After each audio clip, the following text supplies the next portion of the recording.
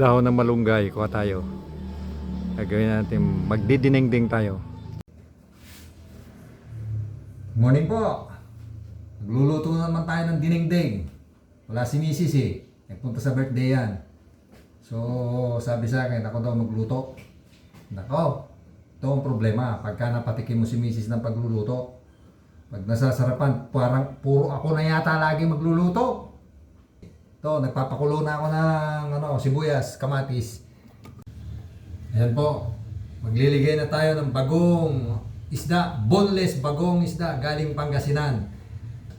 Kaya masarap. Mga 3 kutsara. Yan. Hintayin lang natin kumulo. Pagkulo, para hindi mga may bagoong, ilagay na natin lahat ng mga sahog. Ito po, yung pinirito kong bangus. Yan, isasahog natin. Yan. Lagyan natin dyan. Habang kumukulo, lagyan na natin yan.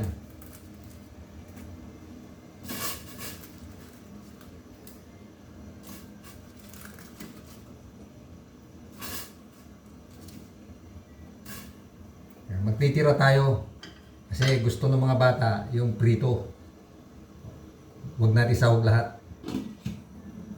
Ito po yung mga gulay natin. Okra, patola, sigarilyas. Ayan. Pinitas natin yan sa ating garden. At saka bulaklak ng kalabasa. Ayan. Talbos ng kamote. At meron pa. Diba? Malunggay. Yung kinuha natin dyan sa garden. Ayan po, kumukulo na. Okay, lagyan na natin yung mga gulay. Unahin natin itong okra, sama ang sigarilyas, at saka patola. Sabay-sabay na yan! Oh, para mabilisan na. Hintayin lang po natin. Pakuloyin uli natin. Mga 5 minuto. Ayan po.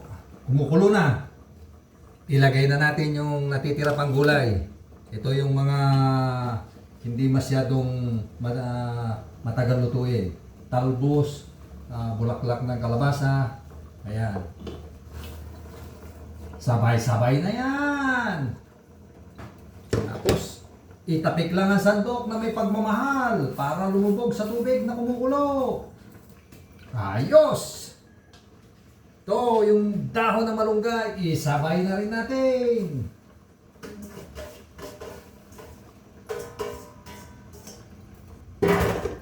Tapik-tapik na may pagmamahal. Ayos na po yan, luto na yan, titikman na natin. Tikman natin kung ano lasa. Sus! Ayos, eksakto yung lasa. Talaga matamis-tamis kasi puro sariwa yung mga gulay. Ang sarap. Subukan nyo ito. Madali lang siyang lutuin. Ipatikim na natin kay Mrs. Ipatikim na natin kay Mrs. Go, go, go, go!